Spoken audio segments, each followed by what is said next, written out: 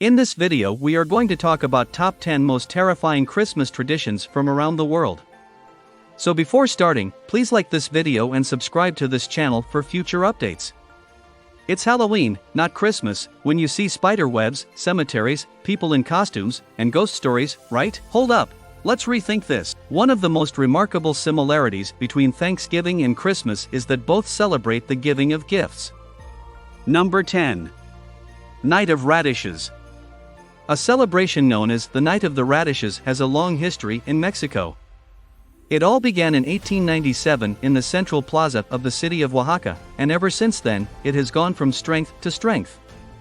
There are parades, festivals, and dances associated with the tradition.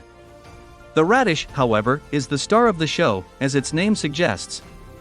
Amazing people, performances, and demonstrations were fashioned out of radishes. Radishes are grown with the express purpose of being used in this manner, however, they are not harvested at the typical time and are instead left in the ground to continue growing until they reach abnormally large sizes.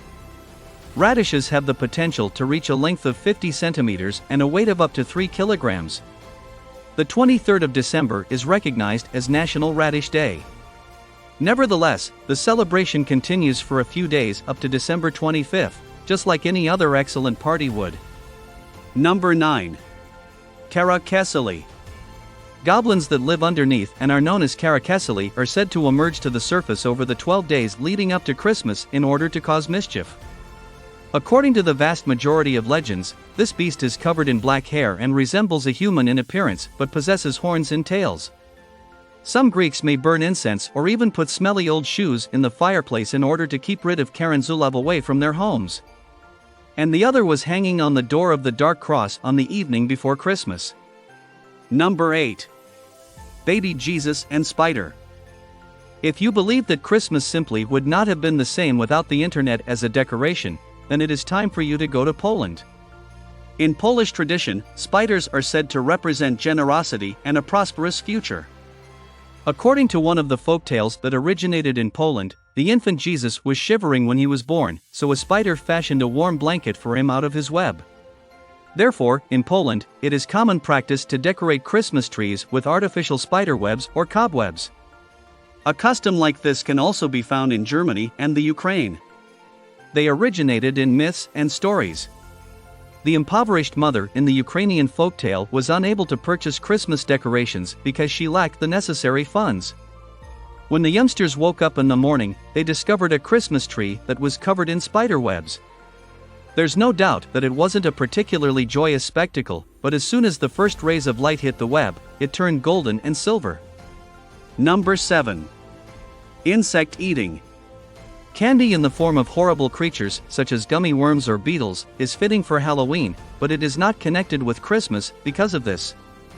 However, on the evening before Christmas in some regions of South Africa, people devour these insects. Not a single Christmas holiday can be deemed real without a decent, substantial piece of the pie being covered in deep fat. Delicious. Due to the fact that many caterpillars in Africa are regarded as delicacies, many families believe that these insects would make an ideal Christmas treat. In general, caterpillars have a high nutritional value. In terms of protein content, they are superior to both beef and fish. The tracks have a little more than 50.5 grams of pure protein, 17% carbs, and 430 calories worth of energy content. The precise amount of each of these things varies according to the type. Even the caterpillar is a rich source of essential nutrients such as iron, calcium, potassium, and vitamins. Number 6. Perkta. Perkta is the name of a witch who appears in Austrian and Bavarian legend, Perkta. She is well aware of which of the youngsters were slackers and which had been diligent workers during the entire school year. During the 12 days leading up to Christmas, Perkta travels the world and sneaks into homes to either chastise or reward the youngsters living there. She leaves a silver coin in the shoe for those who put in a lot of effort. And for those individuals who are slothful, it cuts the stomach, removes the internal organs, and then replaces them with straw, gravel, or any other waste. Number 5. The Grill. The Grill is the name of an ogress who appears in Icelandic legend. The grill, like to Santa Claus and the aforementioned Perkta, possesses magical powers and is aware of whether the children have been good or bad over the entire year. However, in contrast to Saint Nicholas or the same as Perkta, she is not concerned with the gifts that are given to good children. Her sole preoccupation is finding ways to discipline disobedient children.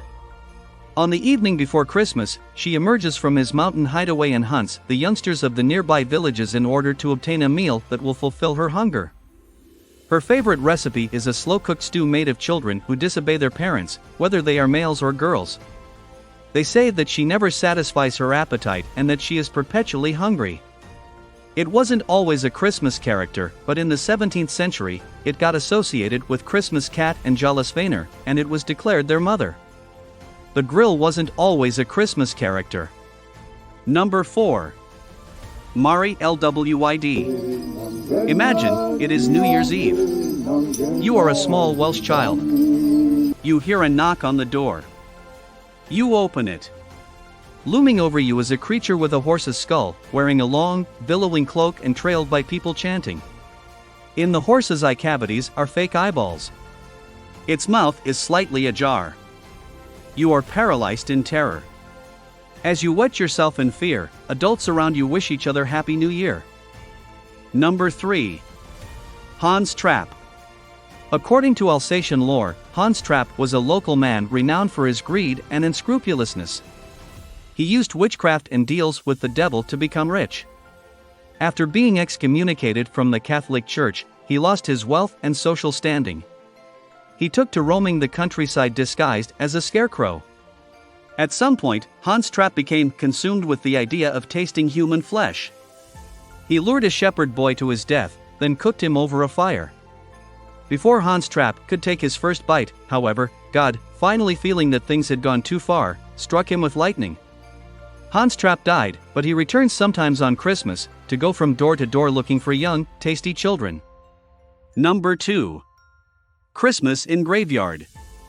On the evening before Christmas, people in Finland visit the graves of loved ones and friends to lay lit candles at their memorials. People will travel to the closest cemetery to burn candles in memory of the deceased, even if the deceased belonged to the same family and were buried in a different location.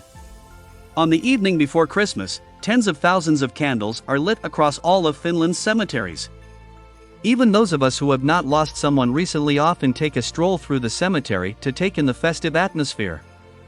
Because of the large number of people that visit the graves each day, the government ought to set limits on the volume of vehicles in order to prevent gridlock. To remember those who have passed away in celebration of Christmas made in other countries.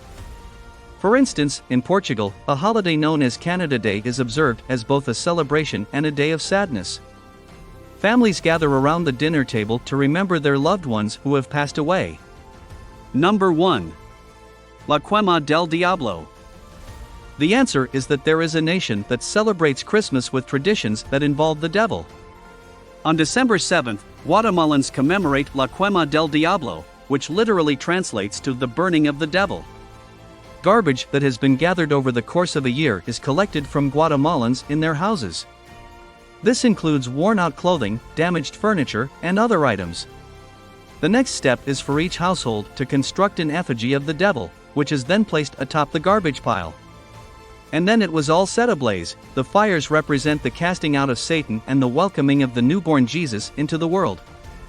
And the people of Guatemala think that doing so frees them from the stresses and strains that they have collected over the course of the year. In recent years, a growing number of people have taken to burning little piatas and old checks rather than the waste from their homes. In addition, numerous businesses are turning a profit off of the sale of effigies depicting the devil. If someone were to find a way to make a profit off of the holiday feast, Christmas just would not be the same holiday that it is now. This is a universally recognized custom. What do you think about our video? Let us know in the comment box below. Please like this video and subscribe to this channel for our future updates. Thank you.